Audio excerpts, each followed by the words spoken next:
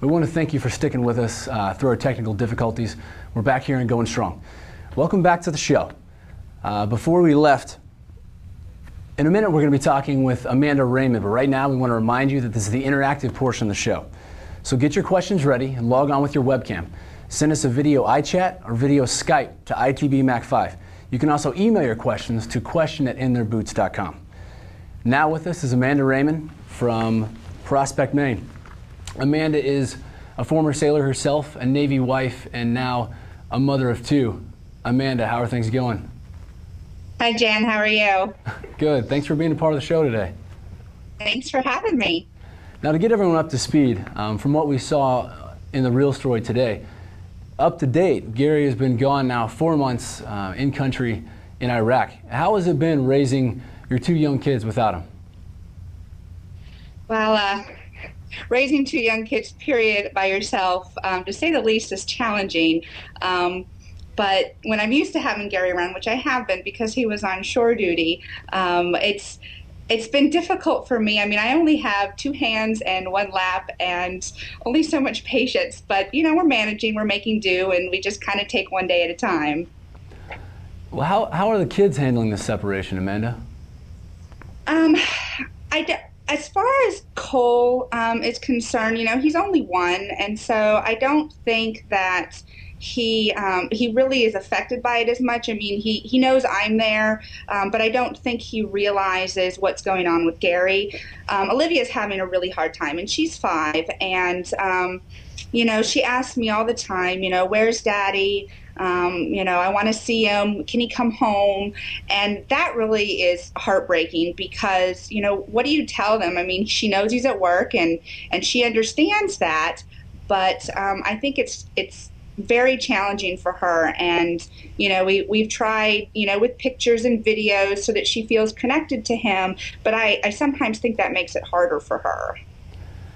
Yeah, I can imagine. It's hard for children that age to gauge that kind of lapse of time, that's for sure. How are you coping with it yourself? Well, you know, like I said, I take everything one day at a time. You know, traditionally Navy ships and submarines, they do 6-month deployment, sometimes a little bit longer, sometimes a little bit less, but you know, we're almost going on 4 months. And for me, I think, oh, if this was a 6-month deployment, I'd be almost done.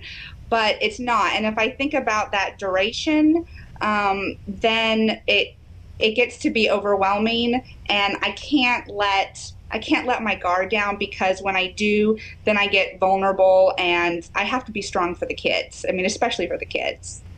Yeah, it's definitely a longer haul than 6 months. Yes, definitely.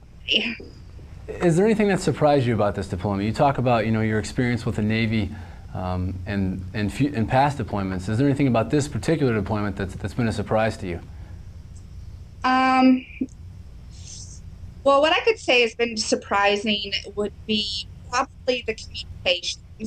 When Gary was on a submarine, the connectivity for email was very infrequent. I mean, I was lucky to get one every couple of days, but sometimes we'd go as long as 6 or 8 weeks without hearing from them.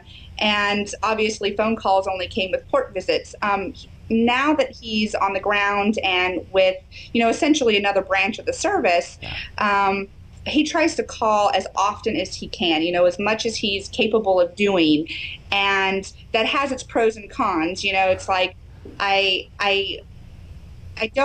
love hearing from him. I love hearing his voice. That really, you know, brings up my spirits and makes me feel better, because, you know, it's almost like having him here. But on the other hand, if he doesn't call, I get nervous.